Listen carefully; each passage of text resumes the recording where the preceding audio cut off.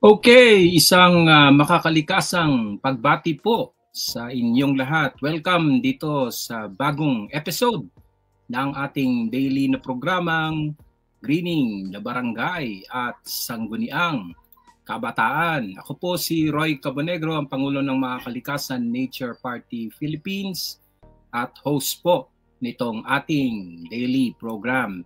Siyempre, bahagi po ito ng ating Eco Barangay at SK para sa Kalikasan Campaign, itong atin pong programang Greening the Barangay at Sangguniang Kabataan na naglalayong magpausbong ng mga bagong makakalikasang leader sa bawat barangay at sa loob ng mga sangguniang kabataan. Ang Greening the Barangay at SK ay nagpo-promote ng mga iba't ibang programa sa loob ng mga gawain sa barangay upang maitulak ang 15-point Green Agenda ng Makakalikasan Alliance, kasama na ang Makakalikasan Youth Wing at ang Makakalikasan Nature Party Philippines. At dito po sa ating broadcast, this is brought to you by the Green Normal TV ng Makakalikasan Alliance. Okay, pasok na po tayo sa ating pangunahing topic ngayong umaga, Greener Barangay, Cleaner Election. Muli ako po si Roy Cabonegro ng Makakalikasan Nature Party Philippines at ito ang Greening the Barangay at Sangguniang Kabataan, kung saan tatalakayin natin kung paano natin mapapaganda, mapapalinis at mapapaluntian ang ating mga barangay. Tara, simulan na natin. Balota para sa kalikasan.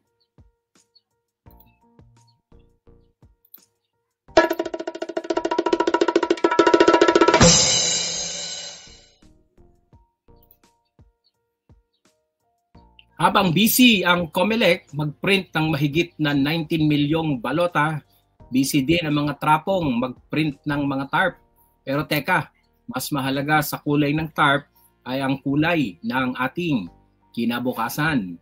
Ang barangay at SK election, hindi lang yan simpleng halalan, diyan nakasalalay kung sino ang mangunguna sa waste segregation, sa flood control at emergency response sa ating barangay. Kaya nga po sinasabi natin na pangunahing papel, why the barangay matters, dahil frontliner po ang ating barangay laban sa baha, sa basura at sa bagyo at kung ano-ano pang sakunang kumakaharap sa ating mga komunidad.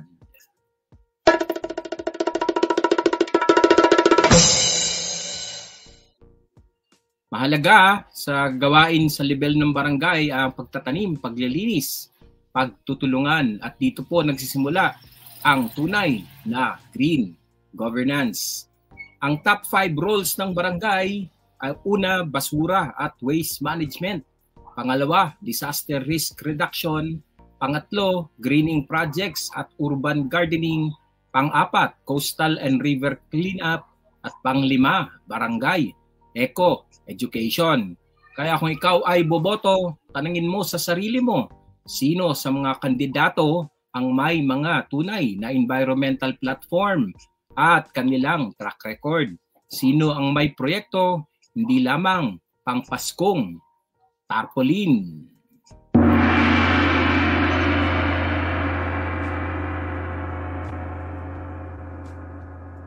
Kaya muli mga kasama, importante, huwag lang botohan, piliin ang leader na tunay na makakalikasan. Barangay at SK election, panahon ng pag-uusga, pero panahon din ng pag-asa. Ang totoong leader hindi nagpapakyut sa Facebook, nagtatanim, naglilinis at nagtuturo ng tunay na malasakit sa kalikasan. Pero meron tayong malalaking issue na ating kinakaharap, ang issue ng korupsyon. Paano ho ba natin dapat tingnan ito sa konteksto ng ating agenda sa kalikasan?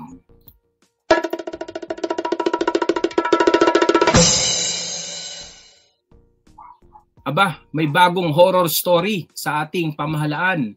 421 ghost flood control projects daw ang iniimbestigahan. Ibig sabihin, 421 times tayong niloko ng mga magnanakaw sa gobyerno, kasabwat ang mga kontraktor. Pinapalabas na meron pero wala naman pala. Nagsayang tayo ng pera sa 421 na mga proyektong sana nakatulong sa atin.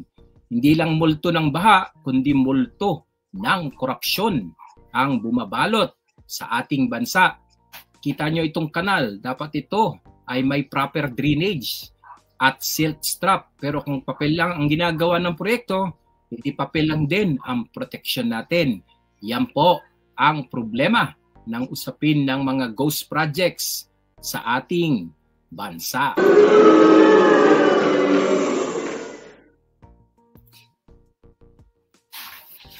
Pero meron naman po talagang pag-asa mga kababayan, no? Hindi ho tayo malalagay lagi sa alangan. Kung magagamit lamang ng tama ang pondo, baka mas maraming mangrove ang itinanim kaysa TARP na ipinaskil. Ang korupsyon sa flood control, kalaban ng resiliency natin, laban sa pagbabago ng klima at mga sakuna. Kaya dapat parte ng solusyon ang kabataan, maging eco watchdogs sa kanya-kanyang barangay.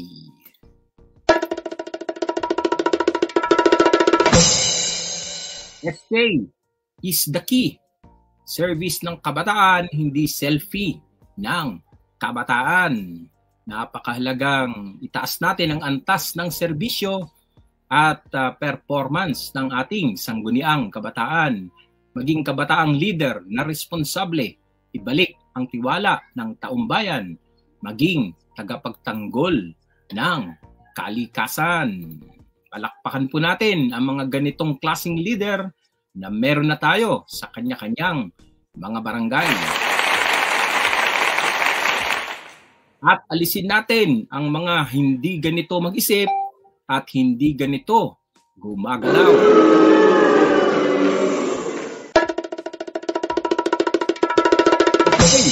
Pagpapatuloy ng sunod po nating topic mga kasama, real projects, real change. O real talk po tayo, no? Pagdating sa epekto nitong mga korupsyon, ano ba ang alternatibo? Dapat may transparency portal bawat barangay para alam ng tao kung saan napupunta ang pondo. Yan ang tinatawag naming green governance, bukas, tapat at may malasakit.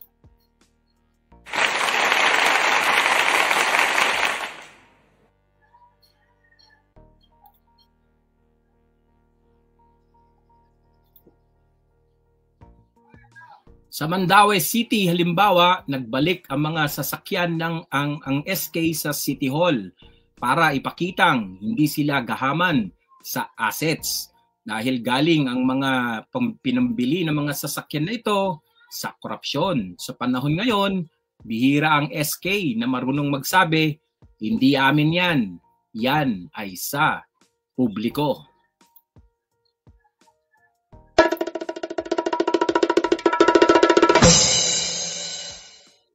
Ganito dapat ang kabataang leader, may integridad, hindi insta-frame, hindi selfie kabataan, kundi service kabataan.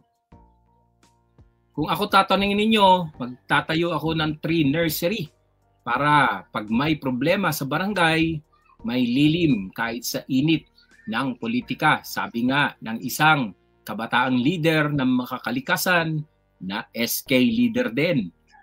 Sabi naman ng isa, kung ikaw ay kabataang leader, gamitin mo ang posisyon mo, hindi para sa proyekto, kundi sa purpose. Yan po ang mga mga malalalim na pananaw tungkol sa kanilang role at gawain sa barangay bilang leader kabataan ng sangguniang kabataan.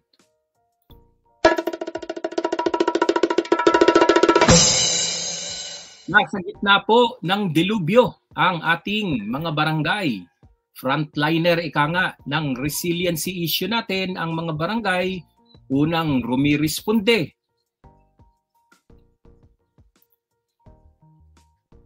At huling, umaalis pagkatapos rumisponde. Kailangan ng malinaw na green resiliency plan ang bawat barangay at sangguniang kabataan.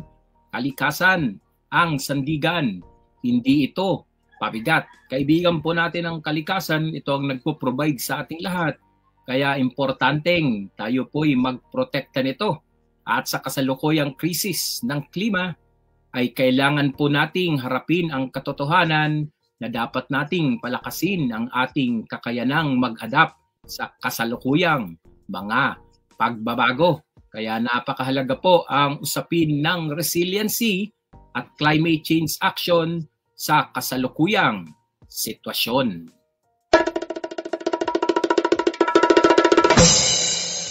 Okay, bago po tayo magpatuloy, nagpapasalamat kami sa mga ilang nanonood po sa atin dito po sa live ng bahagi ng ating programa, kay Francis Calso ng Quezon City at kay Riri ng Manila. Maraming salamat sa inyo pong pakikinig.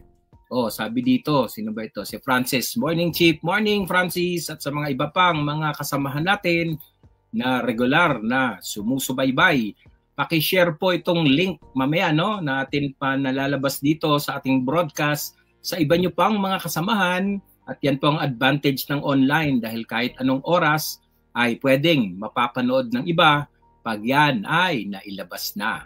Okay, sa pagpapatuloy ng ating munting programa, Youth Call to Action, pinaka-critical na bahagi ng ating gawain sa kasalukuyang sitwasyon.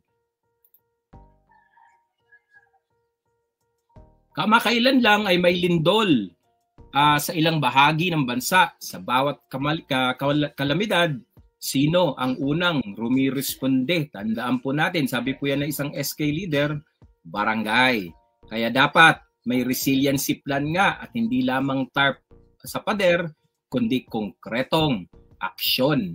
Ang mga bahagi ng resiliency plan para sa kaalaman ng karamihan, bagamat itatakil po natin to ng mas specific sa susunod na episode bukas ng atin pong Greening na Barangay at SK, ay ang pagkakaroon ng una, early warning system, pangalawa, community evacuation center, pangatlo, mangrove at tree barriers, pang-apat, emergency kits, at panglima, malinaw na koordinasyon at maayos na sistema ng koordinasyon with sangguniang kabataan. Kaya mga kabataan, kung gusto mong makatulong, mag-volunteer sa barangay DRRM team. Hindi lang pogi points, kundi para sa kaligtasan. Sa bawat eleksyon, mga kasama, may tatlong kulay ng kandidato: pera, politika, at paninindigan. Yung iba, makapal sa tarp, pero manipis sa prinsipyo. Yung iba, maraming likes sa TikTok, pero wala sa ground. Wala sa ground pag nagbabaha. Kaya sa mga kabataang botante sa darating na barangay at SK election, pumili ng leader na hindi lamang marunong magpaskil, hindi marunong magtanim, maglinis at magayos ng ating mga DRRM at climate change action. Tandaan, ang tunay na leader ay baka kalikasan. Kaya napaka-importante po na ang call to action natin, mag-volunteer sa barangay mo, simulan ang eco project sa mga sangguniang kabataan at i-share ng kwento ng inyong pagbabago. Okay, narito na po tayo sa dulo ng ating bahagi nitong ating programa. Mga kasama, it is very important na makita ninyo ang koneksyon ng inyong gawain sa barangay sa mas malakihan nating green agenda. Every green barangay builds a green nation. Biodiversity. Mahalagang nag-aambag tayo dito. Disaster resiliency, clean governance, at syempre, patuloy na youth empowerment. In closing, mga kasama, sa dulo ng barangay ay hindi lamang istruktura. Isa itong komunidad ng pag-asa.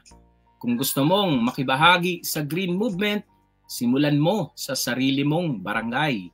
Maging green hero, maging bahagi ng solusyon at hindi bahagi ng problema.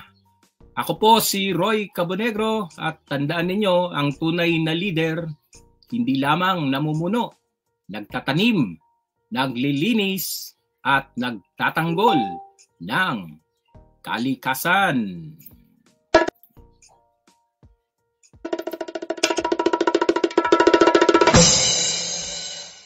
Hanggang sa susunod dito sa Barangay Greening, the Barangay at Sangguniang Kabataan, mga kasama. Maraming salamat po sa patuloy ninyong pagsuporta dito po sa pagpapalutang natin ng mga green leaders sa barangay at Sangguniang Kabataan. Makipag-ugnayan po kayo sa amin pong mga grupo upang makapagtulungan tayo sa inyong mga green program sa barangay at Sangguniang Kabataan. Kita-kita po muli bukas, same time, kada umaga dito po sa Greening, the Barangay at Sangguniang Kabataan. Muli, isang makakalikasang pagbati sa inyong lahat.